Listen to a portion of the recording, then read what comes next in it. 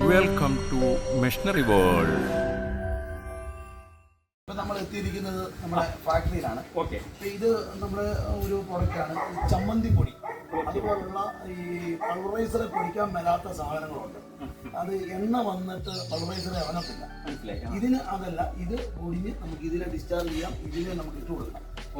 ഇതിന് തേങ്ങായും തിരുമാം, ചമ്മന്തിയും പൊടിക്കാം.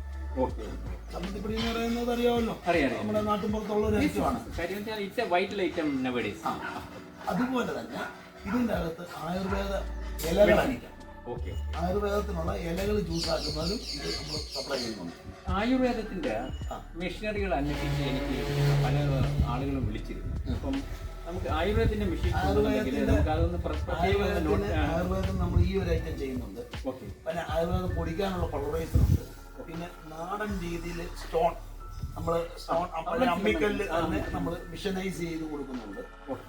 അതുപോലെ തന്നെ ഇത് മിക്സ് ചെയ്യാനുള്ളത്, മെഡിസിൻ മിക്സ് ചെയ്യാനുള്ളതുണ്ട്, ഉണങ്ങാനുള്ളതുണ്ട്. ആയുർവേദ ചൂർണ്ണങ്ങൾ ഉണങ്ങാനുള്ളതും നമ്മൾ ചെയ്യുന്നുണ്ട്. എനിക്ക് തോന്നുന്നു ആയുർവേദത്തിന്റെ ഓൾമോസ്റ്റ് എല്ലാ ഐറ്റം മെഷീൻ മാനുഫാക്ചർ ചെയ്യുന്നുണ്ട്. ലീഫ് ജ്യൂസർ ഉണ്ട്, ഇലയിൽ നിന്ന് നീരെടുക്കുന്നത്. അത് എക്സ്ട്രാക്ട് ചെയ്തെടുക്കുന്ന ലീഫ് ജ്യൂസർ എന്ന് പറഞ്ഞ് തന്നെ ആയുർവേദത്തിനുള്ള മിഷൻ നമ്മൾ ചെയ്തു കൊടുക്കും. കസ്റ്റമർക്ക് വേറൊരു ഐറ്റം ആണ് പറഞ്ഞാൽ അത് നമുക്ക് ചെയ്ത് കൊടുക്കാൻ പറ്റും. അവർക്ക് ഈ ലെമൺ ജ്യൂസ് എടുക്കുന്നത് അതൊക്കെ നമ്മൾ ചെയ്യുന്ന ഐറ്റങ്ങൾ തന്നെ. അതായത് ഇപ്പം ഒരു ആയുർവേദ മെഡിസിൻ മാനുഫാക്ചർ തൈലം, കുഴമ്പ് അല്ലെങ്കിൽ എന്തോ ആയിക്കോട്ടെ, അത് അവരുടെ റിക്വയർമെന്റ് എന്താണോ ആ റിക്വയർമെന്റ് അനുസരിച്ച് നമ്മൾ കസ്റ്റം മെയ്ഡ് ആയിട്ട് മെഷീൻ മാനുഫാക്ചർ ചെയ്ത് അവർക്ക് കൊടുക്കാം. വിത്ത് വാറണ്ടി എല്ലാം നമ്മളിവിടെ തന്നെ മാനുഫാക്ചർ ചെയ്ത് നമ്മുടെ പൾവറൈസർ അത് അവിടെ ഫിനിഷ് ചെയ്തിരിക്കുന്നു. ഇത് നമ്മുടെ കൊപ്ര അരിയാനുള്ള മിഷൻ. അതായത് നമുക്കിവിടെ തേങ്ങ തന്നു കഴിഞ്ഞാൽ തേങ്ങ പൊതിക്കുന്ന മിഷൻ, തേങ്ങ പൊട്ടിക്കുന്ന മിഷൻ, കൊപ്ര ഉണങ്ങാനുള്ള മിഷൻ, അതിനുശേഷം ആ കൊപ്രായ അരിയാനുള്ള മിഷൻ, ആക്കാനുള്ള മിഷൻ.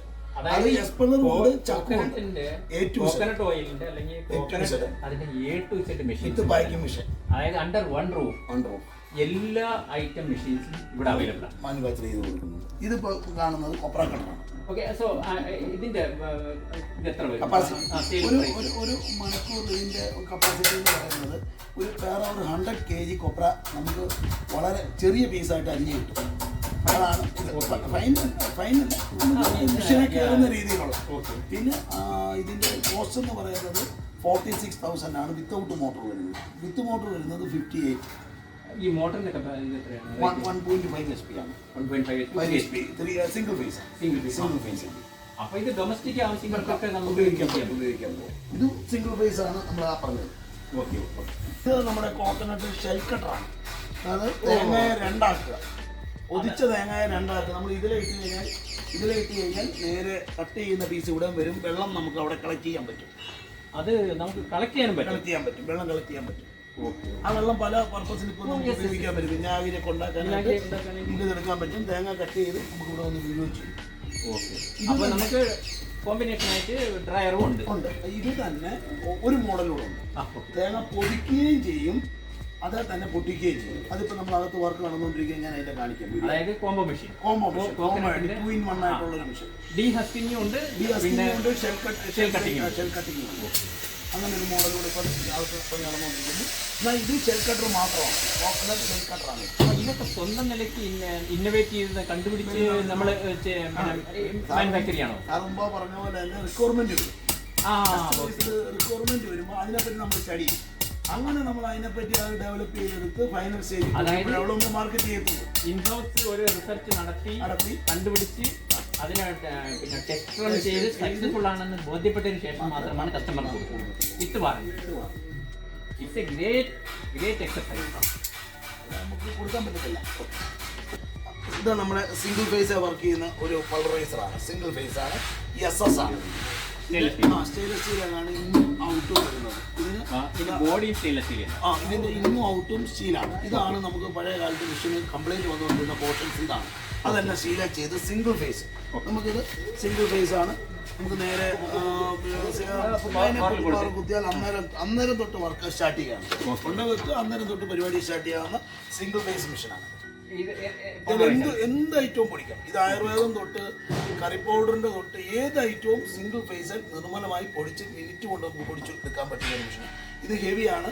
ഇതിന്റെ മോട്ടർ സെപ്പറേറ്റ് ആണ്. ഇത് നമ്മൾ യൂസ് ചെയ്തിരിക്കുന്നത് ക്രോംപ്ടന്റെ വുഡ് മാസ്റ്റർ എന്ന് പറഞ്ഞൊരു മോഡലാണ്. ഈ ക്രോംപ്ടന്റെ വുഡ് മാസ്റ്റർ USP മാത്രമേ ഉള്ളൂ ഈ മെഷീനുമായിട്ട് ഡയറക്റ്റ് പിടിക്കാനുള്ള പവറുള്ള മോട്ടർ.